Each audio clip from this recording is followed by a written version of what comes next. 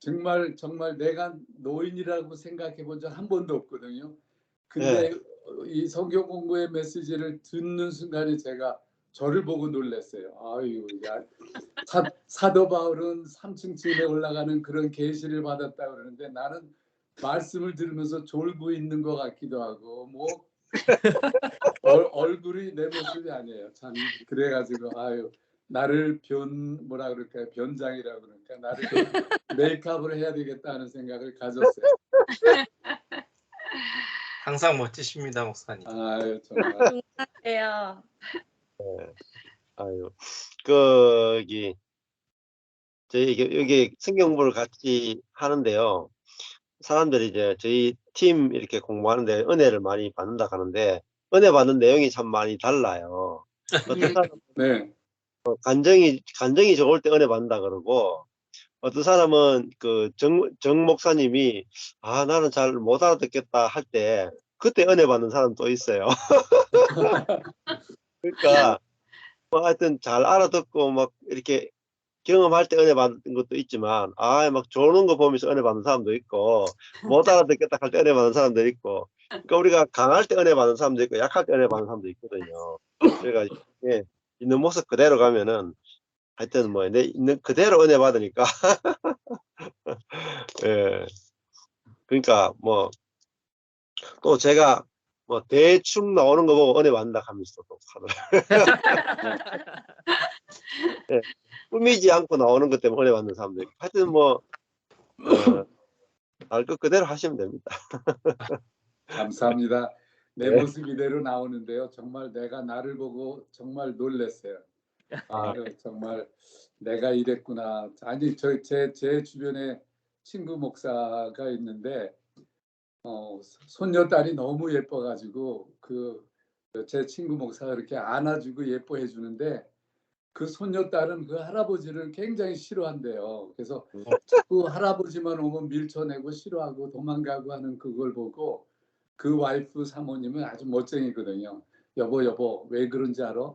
당신이 노인이 되면서 노인 냄새가 나기 때문일 수도 있어. 저 손녀딸이 아마 싫어하는 거는 당신이 모르는 그리스도의 향기가 아닌 무슨 냄새가 있을 거야. 네, 그런 얘기를 해서 그때로부터 손녀딸을 만날 때면은 매일 가서 샤워를 했대요. 그리고 손녀딸이 좋아하는 거를 주고 이렇게 했더니 그 다음부터는 할아버지가 인기 짱이래요. 그래서 할아버지만 찾고 그러면서 그 아내 송 목사님 사모님이 하는 얘기가 여보, 그렇다고 아이들은 순진해서 할아버지가 어떤지를 너무 잘 안다고 그런 얘기를 제가 들었는데, 제가 하여튼 다시 얘기하면 은혜의 영성의 메시지를 듣기 위해서는 저의 몸가짐뿐만 아니라 하여튼 모든 거를 새롭게 준비하고 나와야 되겠어요. 우리 옛날에 박슬 목사님도 한때는 우리 강사모님 데이트하시고 할 때는 상당히 멋지게 하고 나오셨을 거야. 옷도 갈아입으시고 멋지게 하고. 저요? 그렇죠? 그랬겠죠. 요즘 제가 말합니다, 목사님. 어디 나갈 때 제발 코트도 입고 있는 옷 아끼지 말자. 네. 갈수록 편한 옷을 너무 선호하니까. 또 그래, 당신이 꾸며야 나도 꾸민다. 내일 못 입겠다. 막 이러면서 꼬시는데 요번에 한국 갔다 와서는 코트도 좀 입고 그러더라고요. 1년에 딱 양복 입을 때 한 번 입는 거야. 너무 좋은데. 그 남자들이 이렇게 양복을 입혀놔야 멋있잖아요. 코트 같은 거 딱 입고 나가야. 그리고 특히는 체구가 좋기 때문에 딱 꾸며야지 하시는데, 그래서 요즘에 조금 말을 듣기 시작했어요, 목사님. 네. 뭐 저도 그 결혼식 때 보통 이렇게 뭐 이렇게 마이 같은 거 사고 양복 사고 여러 가지 하는데 그거 귀찮다고 안 입으니 결국은 다 동되더라고. 다 버려요, 진짜. 맞아요. 편한 옷만 입고 있다가 보면은 다 버리고. 시작할 때는 입었었는데. 아이고. 저희 어머님이 돌아가셨지만 그 어머님이 늘 저를 만나면 그런 얘기도 했었어요. 있는 거지는 그래도 먹을 수 있지만 없는 거지는 깡통 들고 들어가야 밥 주는 사람도 없대요. 하여튼 그런 그 어머님은 믿지 않으셨던 분이라 그렇지만 하여튼 그러면서 이왕이면 항상 그 깨끗하게 저 옷을 입고 나가는 거를 늘 어머님이 얘기하셨는데 저는 네. 그걸 뭐 하여튼 그런 얘기가 크리스찬이 되면서는 아무 의미가 없는 거지만 그런 생각이 들면서 야 이게 좀 외모도 좀 새롭게 해야 되겠다 하는 생각을 제가 제 모습을 보면서 많이 느꼈어요. 네. 오늘 혹시 멋지십니다. 그래서 색깔도 좋고. 사실은 이게 방 안에서는 이렇게 입을 옷이 아니거든요. 밖에 나갈 건데 빨간색이 이거밖에 없었어요. 그래가지고 아무리 좀 빨간색 있는 거를 좀 찾아보려고 그랬는데 옷이 없어요. 그래서 이거라도 입자 하고 그냥 입었어요. 아니, 뭐 다음번에는 기왕 나오는 김에 메이크업도 하시고 방송 출연인데 예, 예, 그렇습니다. 예. 근데 뭐 계속 하락하면 이거 뭐 예, 우리 박성진 목사님 멋쟁이잖아요. 아주 무엇을 입어도 아 저요? 아이고 네. 아니. 젊음 자체로 멋쟁입니다, 목사님. 네, 아주 사모님도 그렇고 네. 아주 바로 그 사람이에요.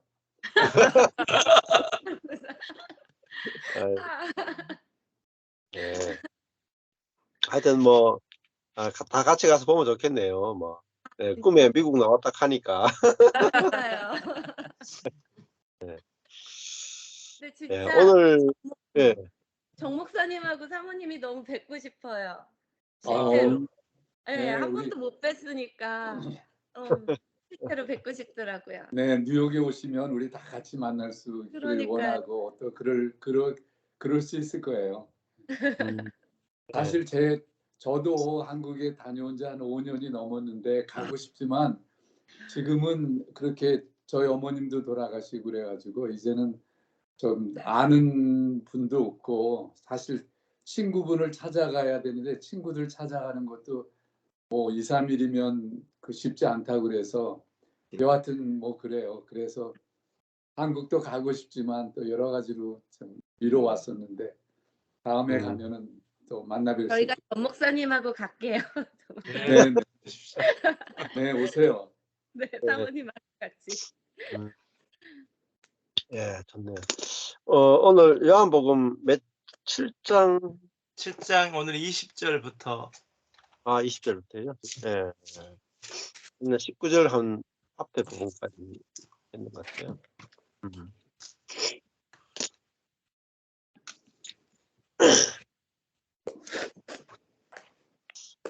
모세가 너희에게 율법을 19절에 보면은 모세가 너희에게 율법을 주지 아니하였느냐? 너희 중에 율법을 지키는 자가 없도다. 그 모세는 이스라엘에게 사실 은혜를 준 게 아니고 율법을 줬죠. 이거를 이제 사람들이 정확하게 잘 모르고 특히 요한복음에서는 이 모세가 이스라엘 백성에게 율법을 줬다. 이 부분을 강조를 해요. 요한복음 1장에도 모세는 율법을 줬다 이야기를 하잖아요. 1장 그래서 7절 1절에 율법은 모세를 통하여 말미암아 주신 것이고 은혜와 진리는 예수 그리스도로 말미암아 온 것이다. 여기에 이제 율법하고 은혜와 진리를 대조를 이루고 있죠. 은혜는 율법과 반대되는 개념이에요. 진리도 율법과 반대되는 개념. 이걸 굉장히 중요해요. 그 마이클 호튼의 그리스도 없는 기독교 보면은 율법과 복음, 율법과 은혜의 관계를 설명을 해주는데 대단히 중요합니다. 그래서 거기 보면은 그리스도 없는 기독교 하는 말은 복음 없는 기독교라는 거죠. 율법으로 신앙생활 대부분 한단 말입니다. 하라 하지 말라를 가지고 신앙생활을 지금까지 해왔잖아요. 근데 그 그리스도는 곧 은혜고 곧 복음이죠. 율법은 모세로 말미암아 온 것이지만은 은혜와 진리는 그리스도로 말미암아 온 것인데, 그 교회가 그러면 율법이 아니라 그리스도로 통치가 돼야 되고 그리스도로 충만한 것이 바로 교회여야 된다. 그래서 그리스도가 머리가 되시고 교회는 몸이 된다라는 말은 머리의 끝이 몸과 연결되어서 머리의 끝이 몸에게 공급된다는 거죠. 그래서 이 율법이 주어지면 하라 하지 말라, 염려하라 염려하지 말라, 사랑하라 사랑하지 말라, 율법이죠. 내 이웃을 사랑하라, 하나님을 사랑하라, 이 율법입니다. 예. 근데 모세는 율법을 줬다는 말은 하나님을 사랑하라, 이웃을 사랑하라를 줬잖아요. 근데 예수님은 하나님 사랑하라, 이웃 사랑하라를 주신 게 아니다 말이에요. 뭘 줬느냐? 복음을 줬죠. 우리가 하나님을 사랑해야 되고 우리가 이웃을 사랑해야 되는 것은 사람이 해야 되는 거잖아요. 율법입니다. 복음이 아니에요. 네. 하나님이 우리를 사랑하신다. 이게 복음이죠. 하나님이 우리를 사랑하신다. 하나님이 먼저 우리를 사랑하신다. 그러니까 우리는 그 사랑을 받는 대상으로서 온전하다. 이게 복음이죠. 예. 그래서 이 율법은 또 기한이 있어요. 기한. 때가 될 때까지만 모세부터 시작해서 그리스도가 오시기까지, 모세부터 그리스도가 오시기까지 한정된 기간에 주신 게 율법. 근데 때가 되면 믿음의 때, 갈라디아서 보면 믿음의 때가 오면 율법으로 살지 않고 뭐로 사느냐? 믿음으로 산다. 그래서 로마서 보면 의인은 오직 믿음으로 말미암아 살리라 하는 것은 율법으로 사는 게 아니고 믿음으로 산다는 거죠. 그래서 믿음에서 믿음으로 이른다. 믿음에서 믿음으로 이른다는 건 믿음에서 출발해서 믿음으로 완성된다. 그 출발이 믿음이에요. 근데 그 믿음은 믿음에서 시작해서 믿음으로 완성된다는 말은 믿음은 무슨 믿느냐? 성령을 받는 게 믿음입니다. 믿음. 뭘 믿느냐? 예수를 믿는 것은 우리 속에 예수의 영인 성령이 와서 성령이 우리를 통치해 주셔서 율법을 완성한다 이 말입니다. 성령이 아니고는 율법이 완성이 안 돼요. 근데 우리는 자아를 가지고 우리의 의지를 가지고 율법을 완성하려고 그러잖아요. 절대 완성이 안 돼요. 그리고 율법은 반드시 완성이 돼야 돼요. 그렇잖아요. 율법의 요구가 다 이루어져야 돼요. 하나님 사랑, 이웃 사랑. 율법의 요구가 이 땅에서 안 되는 게 아니라 율법의 요구가 이루어져야 돼요. 근데 그 이루어지려면 자아로는, 즉 육으로는 되지 않는 것이 성령으로는 된단 말입니다. 그게 로마서 8장이죠. 로마서 8장에서 아주 중요한 거죠. 8장 4절에 보면 육신을 좇지 않고 그 영을 좇아 행하는 우리에게 율법의 요구를 이루어지게 하려 하십니다. 자, 여기 보면 분명히 육신을 좇지 않고 그 영을 좇아 행하는 우리가 나오죠. 이게 그리스도인입니다. 그러니까 육으로 사느냐 성령을 좇아서 사느냐 이게 확실하게 구분하고 있죠. 그런데 육으로 사는 것과 성령으로 사는 것을 구분 안 하는 분들이 굉장히 많고 구분 못하는 분들이 거의 대부분입니다. 그러면은 그리스도인은 성령으로 사는 사람이다. 그래서 8장 2절에 보면은 로마서 이는 그리스도 예수 안에 있는 그리스도 예수를 믿으면 뭐가 돼요? 생명의 성령의 법이 통치를 시작한단 말입니다. 생명의 성령이 내 안에서 에너게오 역사하고 활동한단 말입니다. 그러면은 그래야 어떻게 되느냐? 죄와 사망의 법, 죄와 사망의 통치에서 해방이 된다. 요게 구원이에요. 내가 내 안에 있는 선악의 죄, 또 하나님처럼 되고 싶은 죄, 내 중심성의 죄, 이게 죄란 말입니다. 그 죄가 오니까 하나님과의 관계, 내 자신과의 관계, 이웃과의 관계, 환경과의 관계에서 사랑이 있는 것이 아니라 자기 중심성밖에 없는 거예요. 그 분열, 불화가 이루어졌단 말이에요. 불화. 화평이 아니고 불화가 이루어졌다면 그거를 사망이라고 해요. 사망. 그 죄와 분열, 단절의 통치, 이게 사단의 통치죠. 죄와 사단과 분열의 통치에서 너를 해방시켰다. 왜 해방되는 게 뭐냐? 그게 엘류테로, 이게 자유롭게 된다는 거예요. 죄와 사망의 법에서 자유롭게 되는 거. 그러니까 우리가 죄와 사망의 법에 통치를 받는 노예 생활이잖아요. 노예에서 해방되는 것, 이게 구원이다. 그러니까 죄를 지은 죄책감, 우리가 죄를 짓고 죄에 대해서 죄책감을 가지죠. 근데 죄책감에서 해방되는 것만 구원이 아니에요. 죄의 권세, 이게 죄와 사망의 법이란 말은 죄의 힘, 죄의 능력, 죄의 권세, 죄의 지배로부터 자유롭게 되는 거, 해방되는 거. 그러니까 죄를 짓지 않을 수 있는 자유가 있어야 된다. 그게 구원이에요. 죄를 짓지 않을 수 있는 자유. 이 자유야 얼마나 놀랍습니까? 죄를 짓지 않을 수 있는 자유. 그렇잖아요.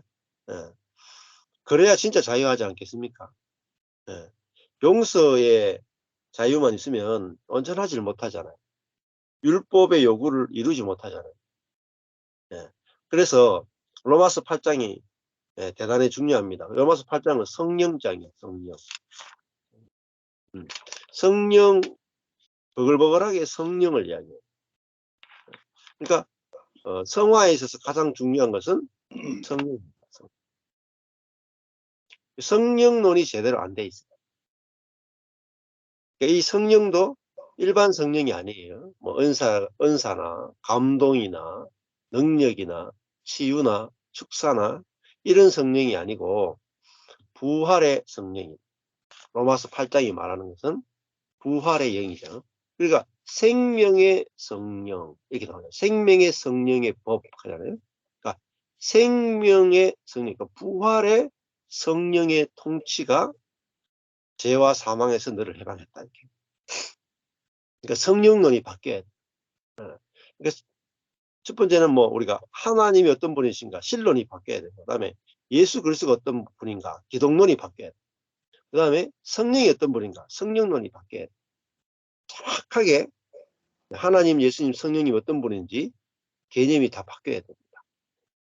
그래서 그 성경에 계시하는 하나님을 내가 알아야 그 하나님을 믿어야 되고, 성경이 계시하는 예수 그리스도를 알고 분명히 그 예수를 믿어야 되고, 또 성령도 성경이 계시하는 성령, 그분이 알아져야 내 안에 성령에 의한 삶을 사라지게 돼요.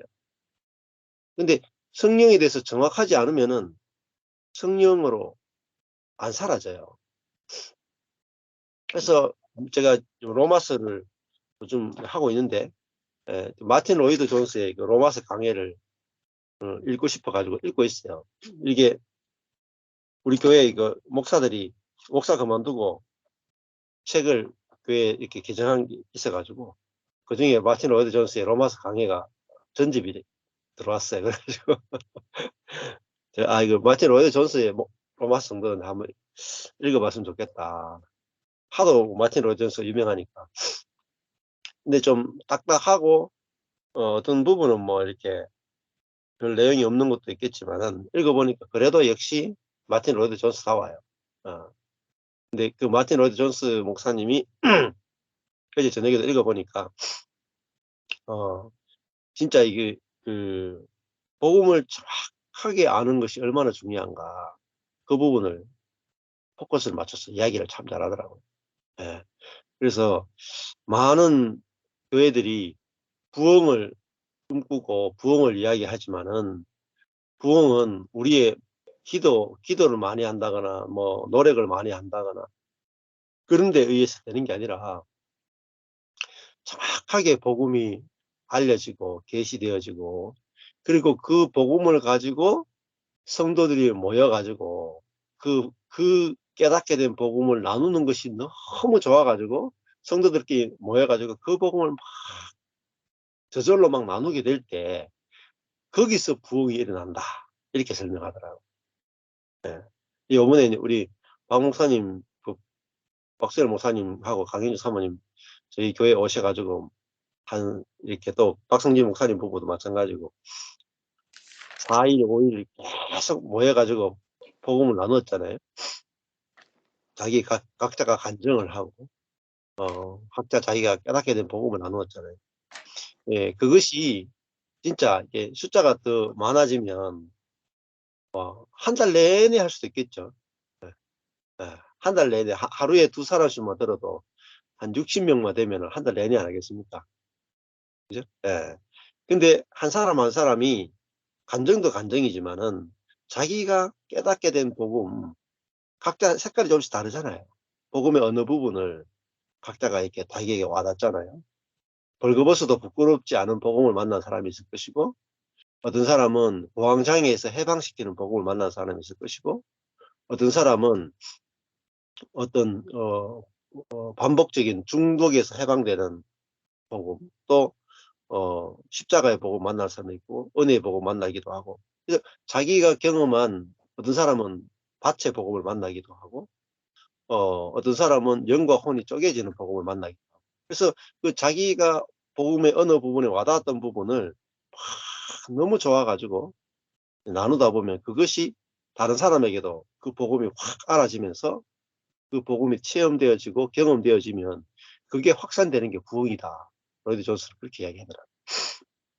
그러기 위해서는 이 복음을 나누고 싶은 갈망이 있어야 되죠. 그래서 로마서도 보면은 내가 로마에 가서 복음 전하기 원한다 이렇게 말해요. 앞부분에 아주 중요한 게 내가 로마에 있는 너희에게도 복음을 전하기 원한다. 근데 로마에 있는 사람들은 이미 복음을 알고 있잖아요. 복음을 알고 있는 로마 성도들에게 복음을 전하기 원한다. 그러니까 이게 무슨 말인가? 복음을 들었는데 왜 복음을 전하기 원하는가? 이게 해석이 안 돼요. 그래서 이제 옥하는 목사님 같은 경우에는 그 본문을 구원의 확신을 주기 원한다 이렇게 해석했거든요. 그러니까 해석이 조금 빗나갔죠. 근데 그게 아니라 복음은 너무나 풍성하기 때문에 한 번 들어서 다 알 수가 없고, 자기가 경험한 그 복음의 풍성함을 로마에 있는 성도들에게 전하기 원했고, 그 다음에 너희의 믿음을 보고 서로 안위를 받기 원한다. 서로 위로받기 원한다. 바울이 그렇게 말하거든요. 그러니까 너희의 믿음의 간증, 너희의 믿음의 체험, 너희의 믿음의 내용을 내가 듣고 나도 위로받기 원한다. 이게 뭐죠? 교통이죠. 각자가 경험한 복음과 체험을 서로 나누는 것. 그러니까 막 만나고 싶어가지고 막 하는 거예요. 이게 그러니까 복음을 정확하게 알고 정확하게 체험한 것을 가지고 서로 교통하고 나누고 싶은 갈망. 이게 부흥을 만들어내고 이것이 전도를 만들어내고 이것이 교회를 부흥시킨다. 아주 정확한 설명 같아요. 자, 그래서 아까 전에도 뭐 미국 가고 싶다 하는 것이 그냥 뭐 관광 가고 싶다 이런 것도 있겠지만, 그거보다는 사람 맛을 느끼고 싶다 하는 것도 있고, 그 복음을 함께 나누고 싶다, 또 복음의 간증을 서로 듣고 싶다 이런 것들이 크잖아요. 예. 또 그것이 부흥에 있어서 아주 중요하다 이렇게 로이 존스가 이야기하더라고요. 예. 자, 그리고 교회로 모여서 함께 나눌 때 너희 안에 하나님 나라가 있다 이렇게 말해요. 하나님의 통치가 있다. 그러니까 성도가 서로 만나는 게 왜 중요하냐? 만날 때 그 안에 하나님이 역사하신다. 만날 때. 그래서 성도의 교제는 대단히 중요한 거예요. 일반 밖에서 모임은 모여봤자 별로 스파크가 없어요. 그런데 성도들이 함께 모여서 복음을 나누고 간증을 나눌 때, 거기에 또 말씀을 나눌 때 그 자리에서 바로 성령이 나타나신다. 자기의 존재를 드러내신다. 그래서 교회 안에 모든 풍성함이 다 있다는 거죠. 자, 그래서 율법이 아니라 이 복음을 나누는 게 중요하죠. 자, 19절에 보면 모세가 너희에게 율법을 주지 아니하였느냐? 너희 중에 율법을 지키는 자가 없도다. 지킬 수가 없죠. 누가 지키겠습니까? 자아로는 절대로 못 지키죠. 그래서 자아로 보면은 율법을 못 지킨다 하는 게 맞아요. 자아로는. 근데 성령을 쫓아서는 율법이 완성되죠. 그렇다고 해서 죄를 하나도 안 짓느냐? 그게 아니죠. 내가 새 사람이구나 하고 인식되고 살아가는 부분에서는 죄를 이길 수가 있어요. 죄를 안 지을 수 있어요. 그러나 내가 그거 인식이 없이 사라질 때는 우리의 그 사람에 의해서 죄가 나온단 말입니다. 그런데 문제는 내가 새 사람이니까 그 사람에게서 죄가 나와도 이거는 그 사람에게서 나온 거니까 이거는 내가 아니고 사단이 한 거네 하면서 죄책감, 정죄감이 없고 평안이 계속 유지된단 말이에요. 자, 그래서 이번에도 이제 그런 한 자매님이 그렇게 이야기하시더라고요. 지방교회도 가보니까 워치만니의 그 십자가의 복음을 아주 깊이 깨달았지만 뭐가 문제냐면 그 십자가의 복음은 깊이 깨달았지만 서로 누가 높으냐 낮으냐, 누가 더 많이 깨달았냐 덜 깨달았느냐, 또 그거 가지고 판단하고 정지하는 게 있더라. 그리고 또 그 지방교회 안에서도 이거 해야 된다 하면 안 된다라는 게 있단 말이야. 해야 된다 하면 안 된다. 그 율법이 있으니까 여전히 자유가 없고, 그 율법이 있으니까 판단하고 정지하니까 뭡니까? 십자가 복음이 있어도 원점이에요. 율법은 결국은 선악을 아는 지식인데, 율법이 있으면 그 율법에 못 미치는 사람은 정죄받게 되고 율법을 지킨 사람은 반드시 칭찬이 가게 되거든요. 그래서 칭찬과 또 판단, 이것은 율법이거든요. 그러면 율법에 의해서 교회가 통치되면 세상과 다른 게 없어요. 세상도 율법으로 다스려져. 세상은 양심의 율법으로 다스리고 교회는 성경에 있는 말씀의 율법을 가지고 다스리면 결국 나타나는 거 뭐냐? 둘 다 높아지거나 낮아지거나 판단하거나 판단받거나, 결국은 세상과 교회가 다른 게 하나도 없게 돼버려요. 뭐 기도한다, 하나님을 섬긴다, 뭐 아무리 해도 근본적인 차이가 없게 돼버려요. 가장 근원적인 차이는 선악의 지식의 세계, 즉 율법의 세계에서 생명나무, 은혜의 세계로 세계가 바뀌는 거예요. 세계가. 다른 세계로 옮기는 거죠. 그러니까 이 생명의 세계에는 그러면은 율법이 없느냐? 사람들이 율법을 못 지켜도 문제가 안 되는 게 생명의 세계, 은혜의 세계. 이게 아주 중요하죠. 그래서 세계가 바뀐다. 그래서 이 예수님 당시에 유대인들이 예수를 죽이려고 하잖아요. 그래서 너희가 어찌하여 나를 죽이려 하느냐. 근데 죽일 때 뭐로 죽이냐? 율법을 가지고 죽여요. 율법. 예수가 안식일을 어겼다. 그죠? 안식일을 어겼다고, 성전을 허문다고 했다. 자기가 하나님이라고 했다. 이 세 가지잖아요. 이게 다 법이죠. 안식일을 어겼으니까 돌로 맞아 죽은 게 당연하다. 성전을 허물라고 했으니까 성전을 모욕했다. 성전에 대해서 성전 파괴하려고 하는 죄를 지었다. 성전을 모독했다. 그다음에 자기를 하나님이라고 했다.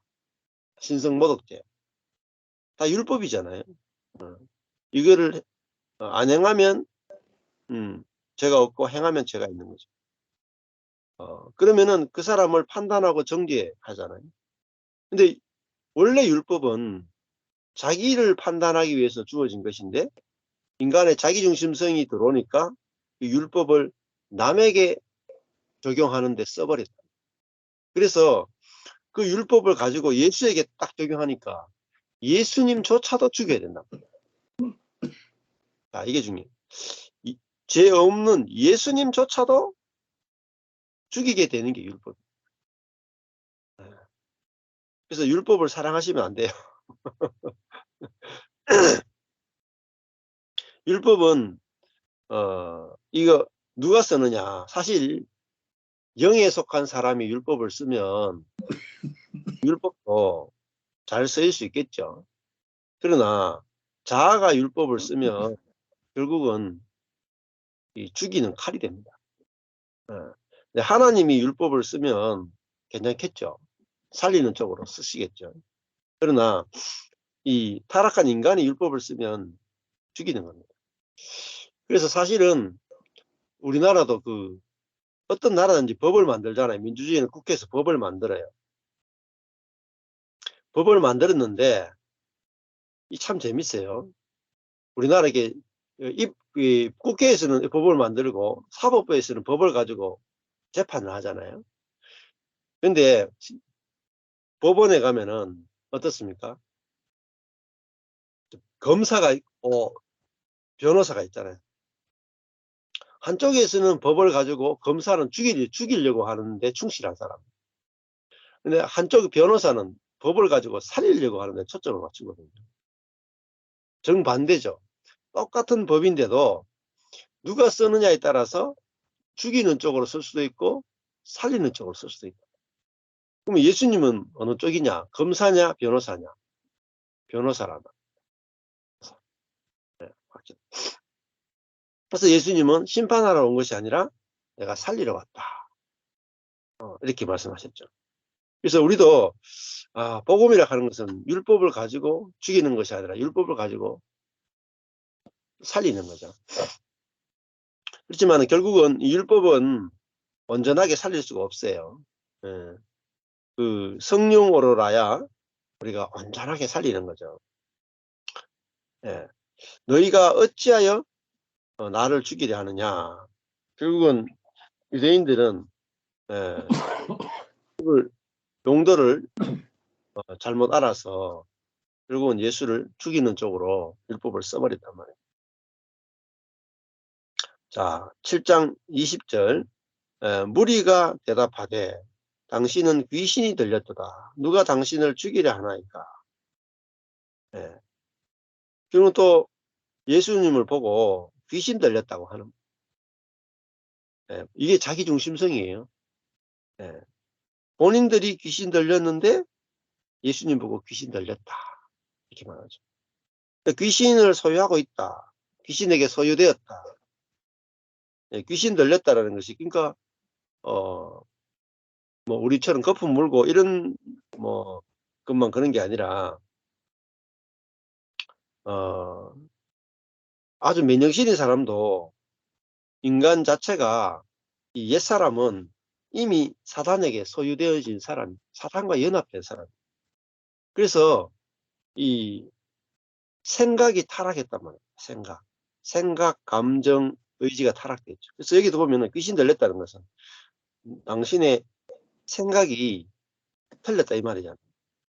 그래서 사람이 이 인간이 그 선악과를 먹고 사람이 부패했다. 이 교리가 대단히 중요해요. 그러면은 인간의 생각과 감정과 의지가 뭐예요? 부패했다는 거잖아요. 부패했다. 근데 이제 예수를 믿으면은 이게 부패했던 생각, 감정, 의지가 정상으로 회복되었다. 이렇게 교리가 많이 이야기한단 말이에요. 그건 잘못된 거예요. 우리의 생각, 감정, 의지가 온전하게 회복되었다. 그거는 정말 잘못된 교리입니다. 성령, 우리 안에 성령이 우리의 생각, 감정, 의지를 쓰실 때만이 온전한 거지, 성령 없이 우리가 생각, 감정, 의지가 하나님 원래 지으신 형태대로 온전하게 회복된 건 아니에요. 오히려 인간의 생각과 감정이 부패했다라는 걸 알아야, 성경을 읽는 것 속에도 뭐가 들어가느냐, 성경을 읽는 것 속에도 부패가 들어가요. 자기 중심적으로 성경을 해석하게 돼요. 감정도 자기 중심적으로 느껴요. 하나님에 대해서 감동을 받을 때도 자기에게 좋은 쪽으로만 감정을 느끼고, 하나님에 대해서 생각할 때도 자기가 좋은 쪽으로만 생각이 되어져요.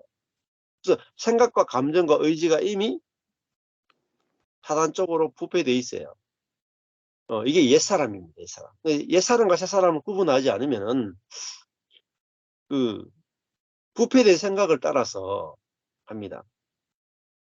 그래서 계시가 필요하다는 것은 하나님 쪽에서 우리에게 말씀을 열어주실 때는 그 부패와 상관없이 말씀이 내게 복음이 올 수가 있어요. 근데 내가 성경을 연구하고 내가 신학을 연구하고 내가 하나님을 알기 위해서 내 쪽에서 나가는 것은 부패의 영향을 직격으로 받아요.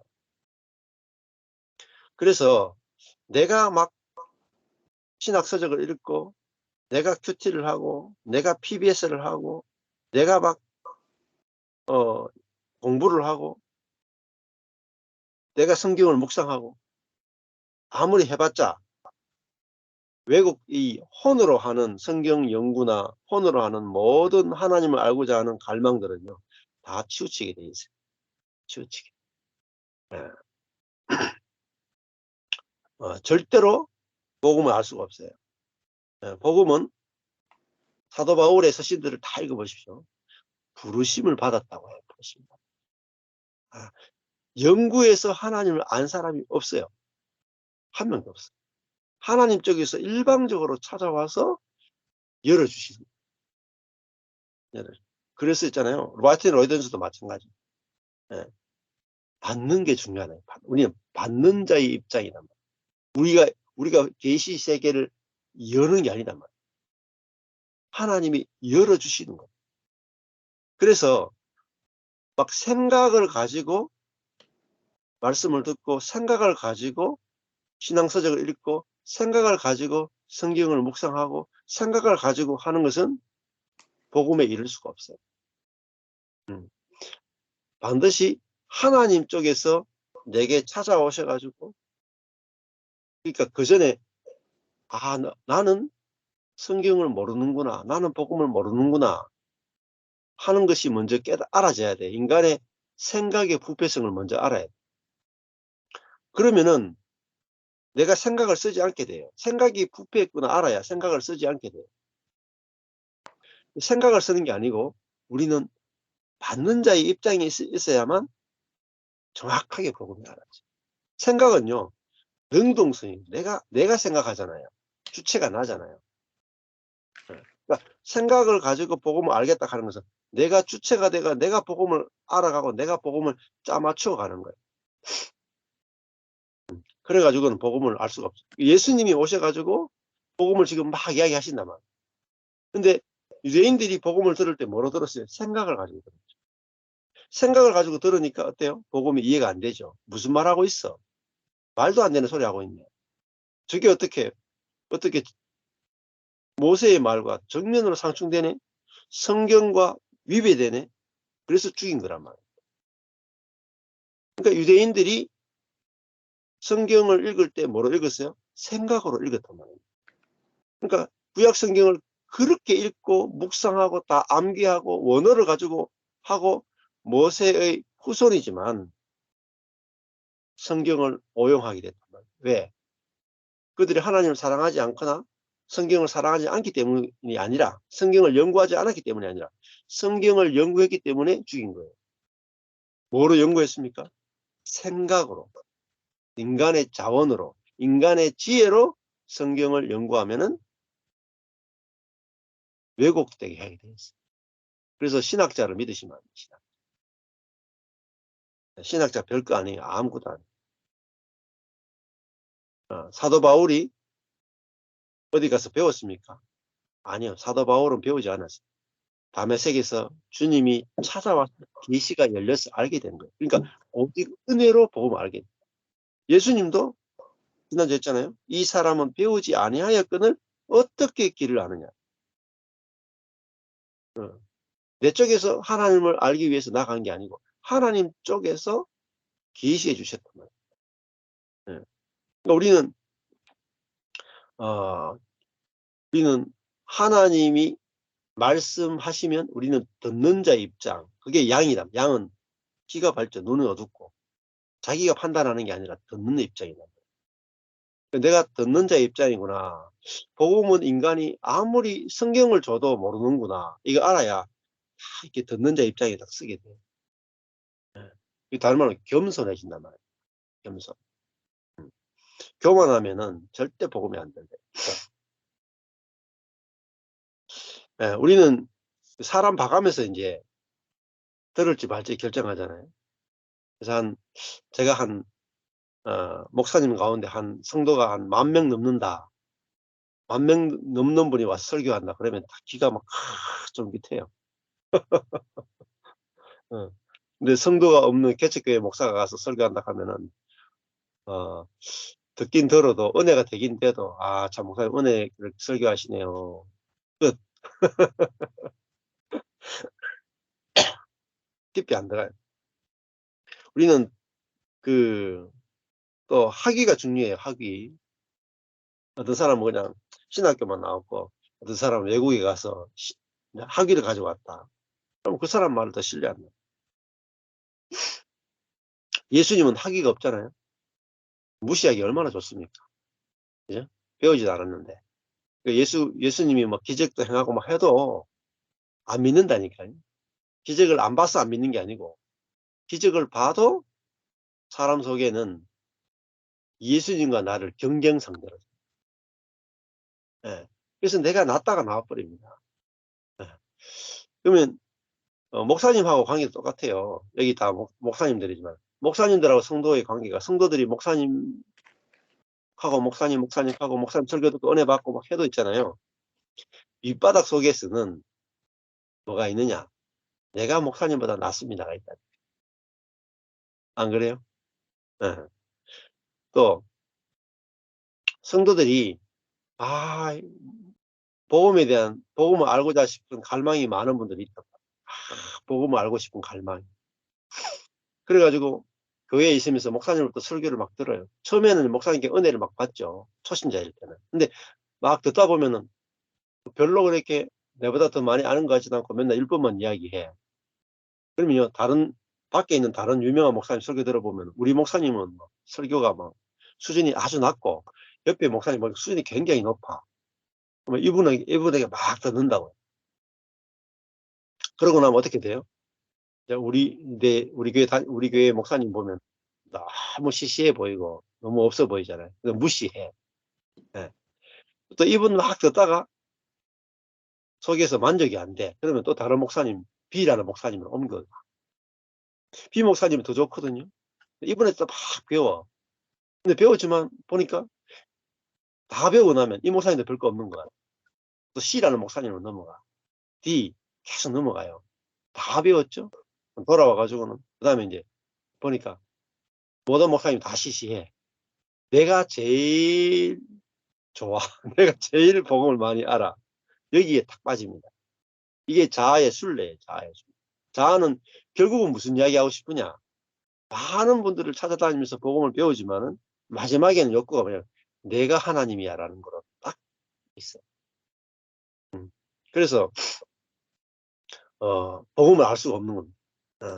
자기가 복음을 알기 위해서 순례하면서 다니면 결론이 뭐냐. 결론은 내가 제일 지혜로워.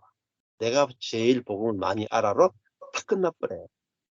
그게 자아가 복음을 알고자 하는 갈망은 뭐냐. 결국은 내가 가장 지혜로운 사람이 되고 싶어라고 하는 갈망에서 나온 거예요.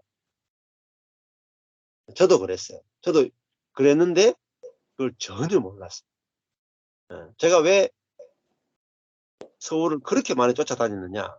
제 자신이 복음을 제일 많이 알고 싶은 사람이 되고 싶은 그 사단의 갈망이 계속해서 올라왔기 때문에 쫓아다닌 거죠.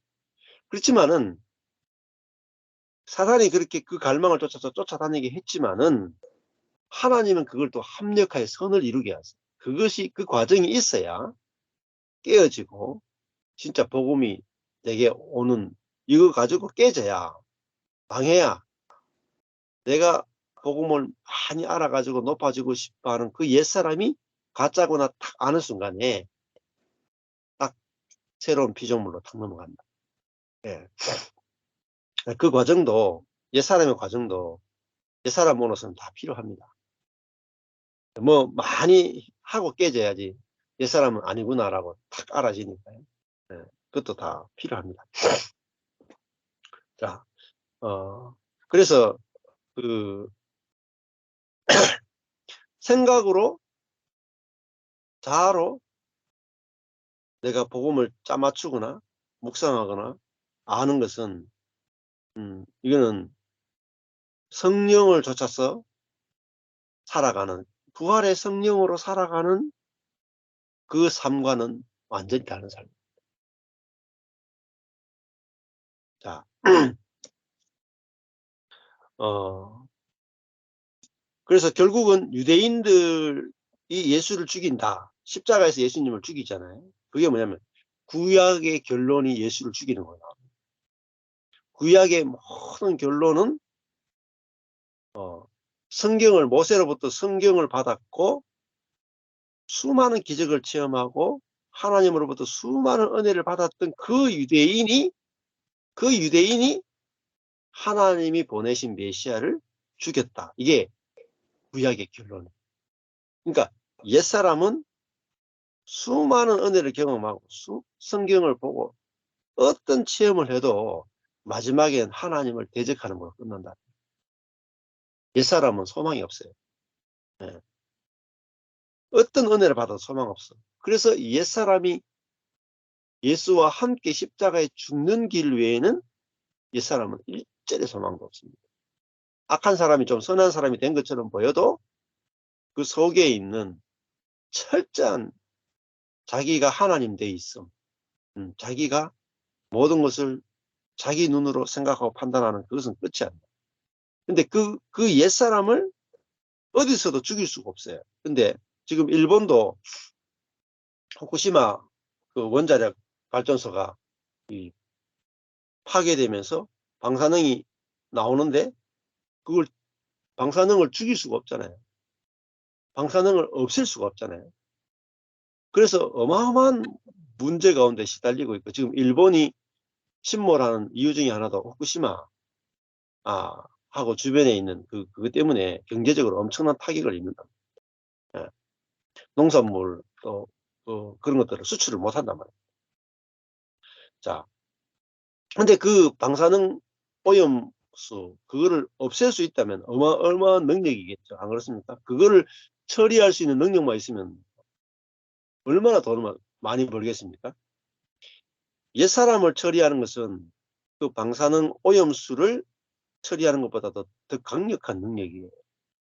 십자가의 능력은요, 옛사람을 죽여버리는 능력.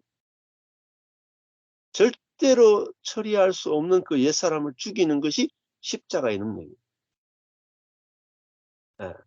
그러니까 죄의 노예되어서 불의의 병기로 사용되던 나를 죽여버려서 완전히 죄를 만들어버린 사건이 십자가의 사건. 내가 끝나버린 사건. 지긋지긋한, 죄의 종로로 타는 지긋지긋한 나. 자기중심성으로 살고 그것도 모르고, 그죠? 나는 옳다로만 살아가던 그 나를 죽여버리고 끝낸 사건이 십자가의 사건입니다. 얼마나 이 놀라운 능력입니까? 옛 사람과 옛 세계를 다 끝내버린 게 이 십자가의 능력입니다. 근데 예수님 자신 한 사람이 죽음을 통해서 옛 세계가 다 끝나버리고 옛 사람 자체가 다 끝나버려요. 그렇잖아요. 우리도 그래요. 내 자신이 십자가에서 내 옛사람이 그리스도 함께 십자가에 죽었구나 하면은 옛 세계가 끝난단 말이에요. 예, 죽음이 능력이에요. 죽음 자체가. 예. 그리고 완전히 새 것이 시작되는 거예요. 이제는 완전히 날로 새롭다. 그죠? 그 세계가 시작되는 거잖아요. 근데 그 끝나지 않으면 새 것이 안 와요.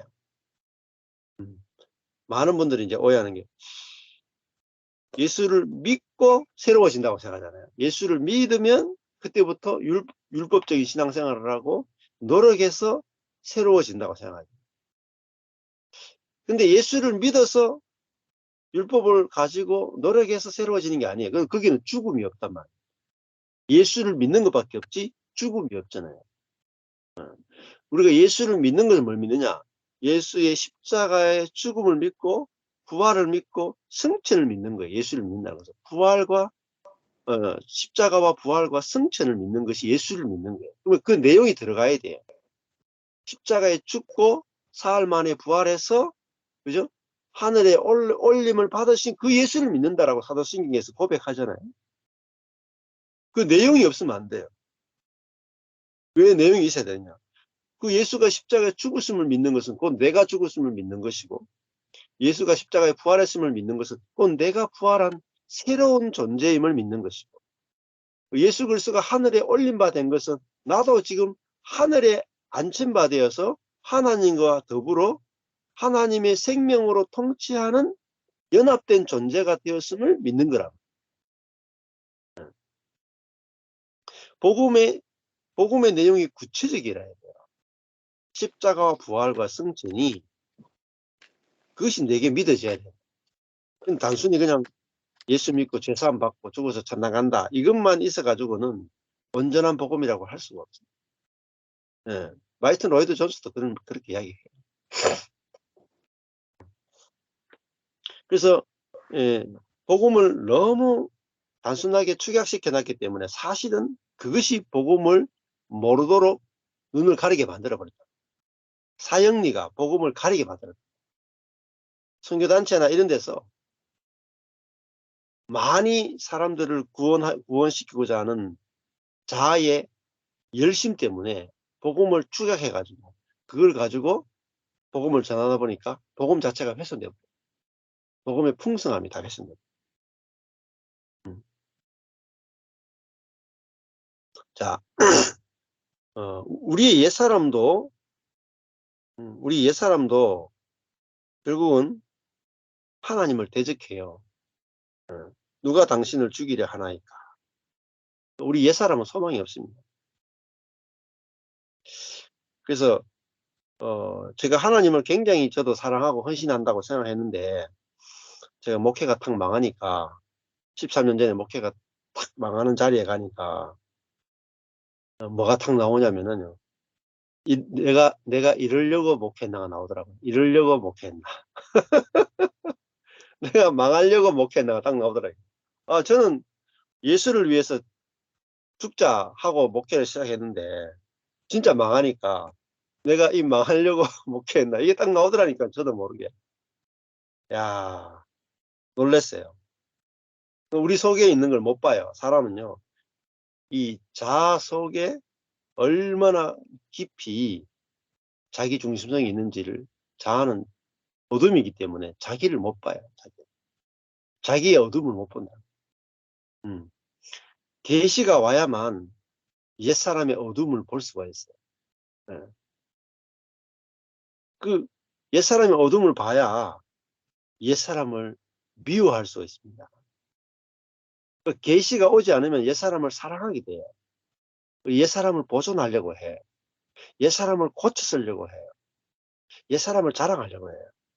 근데 빛이 와야 옛사람의 더러움을 보고 옛사람을 버릴 수 있는 겁니다. 그래서 그 모세의 지팡이 사건이 굉장히 중요해요.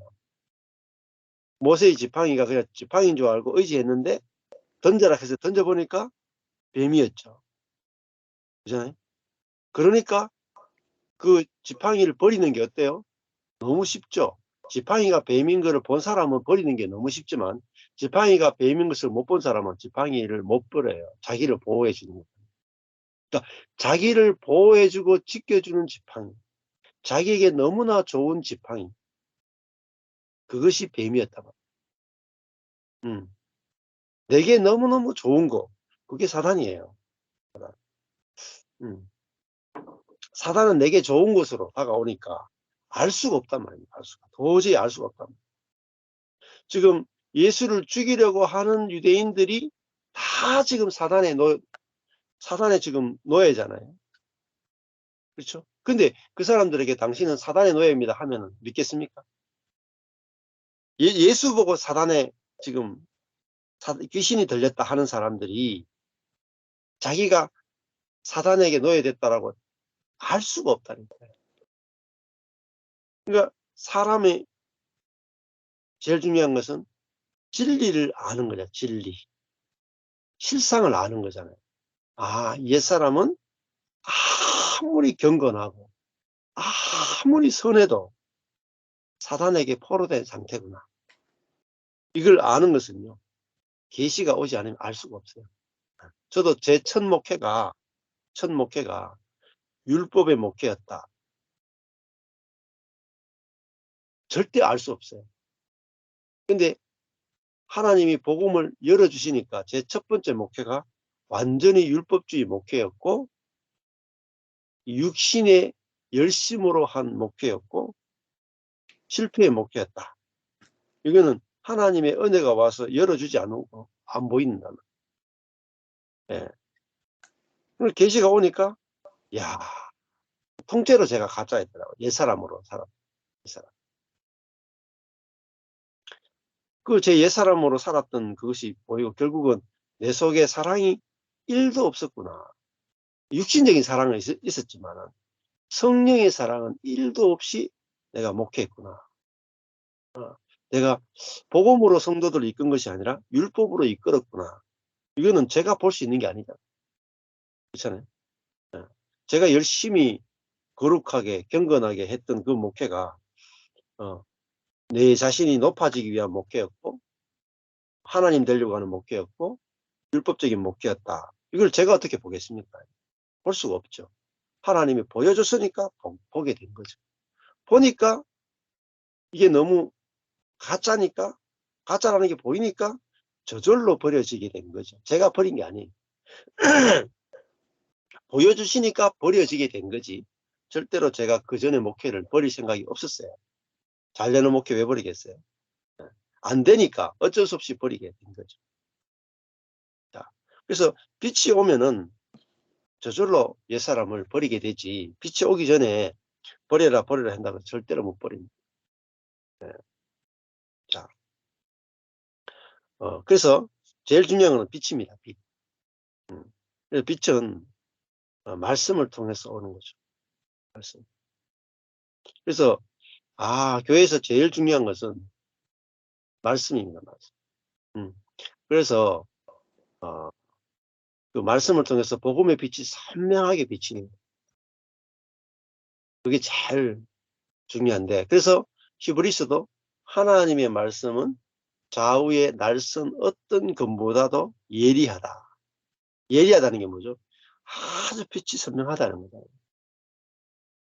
그래서 제가 요번에 우리 아들 대학 입시 때문에 울산에 이제 유니스트 설명회를 갔다 왔거든요. 유니스트는 이제 울산의 과학기술원인데 국가에서 막 지원해가지고 그 지하에 가보니까 막 실험 장비가 너무 좋아요. 네. 그 실험 장비 중에 하나가 이제 광학 현미경이 있어요. 광학 현미경인데 그게 대단히 비싸더라고요. 수십억 하는가 뭐 그렇게 해요. 굉장히 비싸가지고. 근데 그 광학 현미경 아주 작은 너무너무 작은 그거를 관찰할 수 있는 거예요. 뭐 반도체를 볼 수도 있고 혹은 아주 그 생물 같은 거도 아주 작은 단위로 볼 수 있는데 그게 있어야지 그 실험을 할 수 있고 실험을 할 수 있어야지 좋은 논문이 나와요. 그러니까 그 울산 유니스트에서 가장 중요한 건 뭐냐면 실험 도구예요. 도구면 눈이에요, 눈. 광학 현미경. 그래서 유니스트에서 그 세계적인 논문이 나와요. 논문. 근데 교수들이 논문을, 인문과학은요, 실험실이 필요 없잖아요. 머리로만 돌려가지고 논문을 쓸 수 있지만, 이 자연과학은 무조건 실험, 요즘은요, 그 실험할 수 있는 장비가요, 무조건 첫 번째, 실험 장비가 좋은 대학교 가야 공부를 잘할 수 있고, 좋은 논문을 낼 수 있고, 세계적인 과학자가 될 수 있어요. 그러면 머리 똑똑한 거 별 소용없어요. 머리 아무리 똑똑해도 장비가 나쁘면요, 논문이 나올 수 없어요. 실험을 못해요. 그래가지고 외국에 있는 다른 교수들도 유니스트 와보고, 야, 내가 이 학교로 자리를 옮기고 싶다는 거야. 왜? 자기가 상상하던 것들을 실험해보면서 점검하면 바로바로 세계적인 논문이 나오니까. 그래서 거기서도 제일 중요한 게 있잖아요. 광학 현미경 보는 거. 아주 미세한 차이를 볼 수 있는 거. 그렇잖아요. 영과 혼을 찔러 쪼갠다. 관절과 골수를 찔러 쪼갠다. 그러니까 양쪽에 날선 검이 아니고는 찔러 쪼갤 수 없어요. 수술할 때 메스가 중요하잖아요. 메스. 이게 이제 아주 날카로운 칼이어야지, 예? 아주 미세한 그 부분을 싹 정확하게 딱 발라내요. 식칼을 줘놓고 수술하라. 자르지 않아야 돼. 다 잘라내. 뭉뚱뭉뚱하게 막 한 것이 잘라내. 살아남는 게 없어. 아주 밀사하게 잘라가지고 필요 없는 부분만 싹 떼내고 다시 필요한 부분을 다 연결시켜서 딱 봉합하는 게 수술이잖아요. 그만큼 정교해야 됩니다. 그러니까 복음도 있잖아요. 율법과 복음의 경계선, 차이, 영과 혼의 차이. 이게 정확하게 딱 갈라지는 것이 빛이에요. 빛. 빛이 오면 빛이 내 삶을 쫙 갈라준다. 내 존재를 갈라준다. 근데 이 결국은 무리들이 예수님 보고 귀신 들렸다 그러잖아요. 뭐죠? 속았잖아요. 이게 제일 큰 문제예요. 속았다.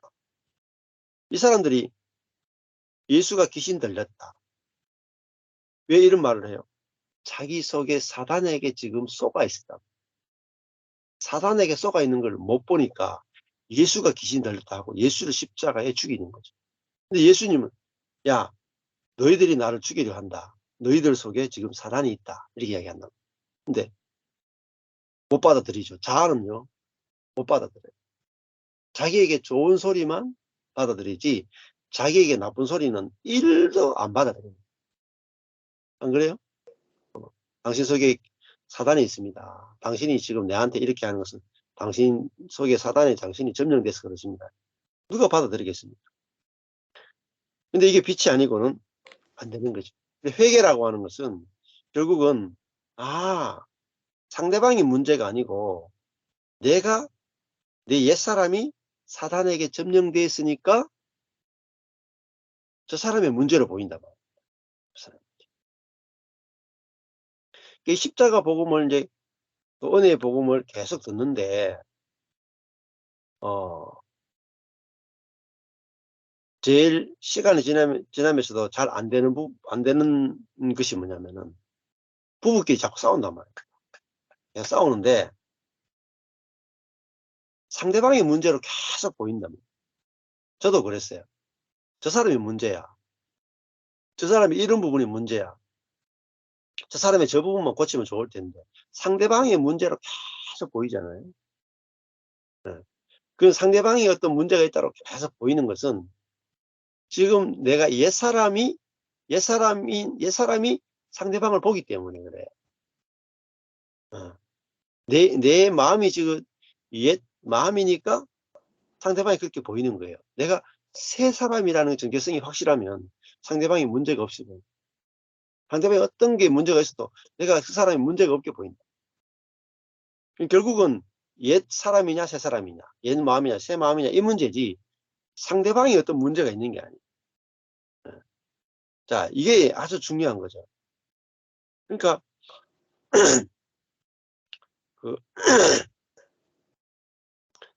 지금 무리들은 자기들이 지금 사단에게 사로잡혀 있으니까 자기는 옳고 예수는 틀렸다 외에는 전혀 안 보여요. 그러니까 눈이 어둡단 말이에요. 그러니까 이 무리들은 소경이죠. 그래서 눈이 열리는 거 가장 중요해요. 자, 선악과를 먹으면서 선악과를 먹고 제일 큰 문제가 뭐냐면 눈이 타락하는 거예요. 선악과를 먹자마자 뭐죠? 자기가 자기를 보죠. 선악과를 먹기 전에는 자기가 자기를 관찰 안 해요. 하나님만 보면 돼. 그죠?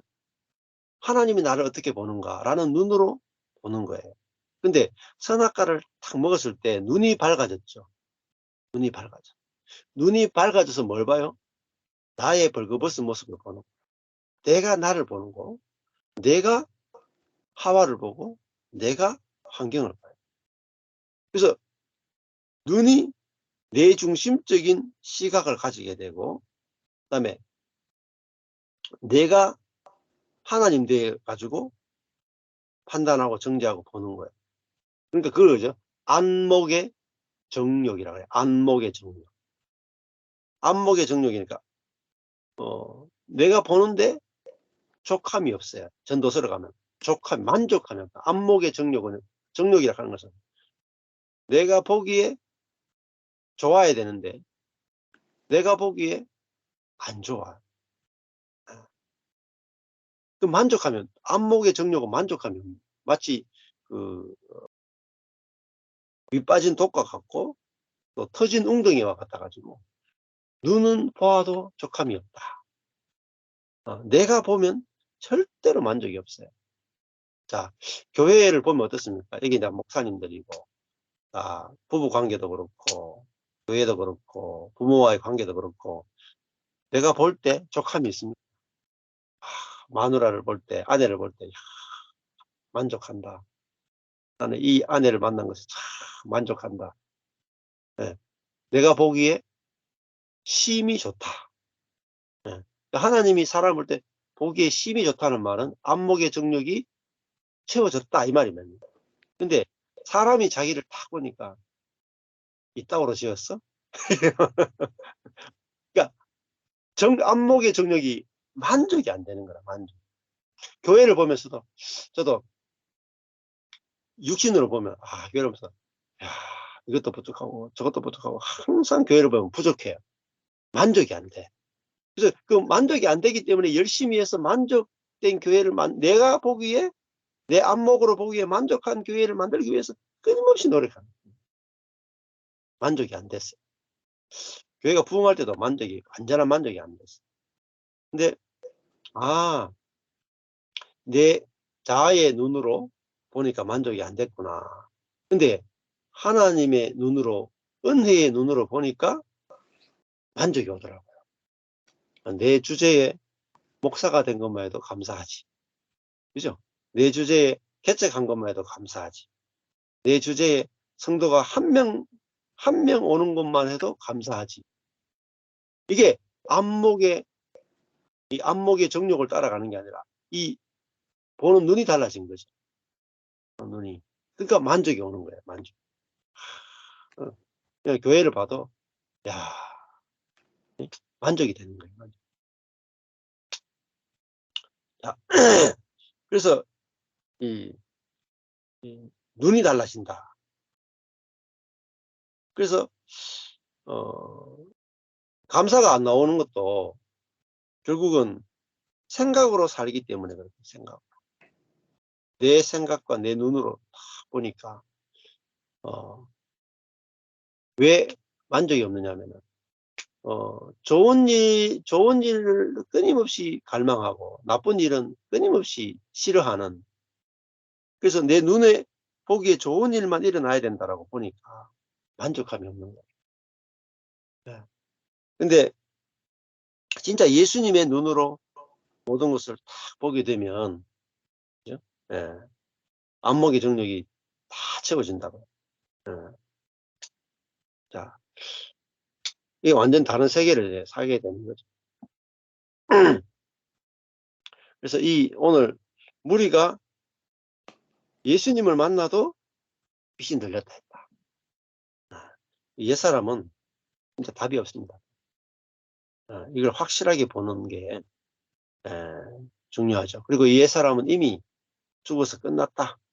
그 옛사람이 내가 아니고 이제 내 안에 있는 그리스도와 내 혼이 연합한 것이 진짜 참 나다. 이걸 보는 빛이 제일 중요하다. 이렇게 말씀드렸습니다. 자, 여기까지 하겠습니다.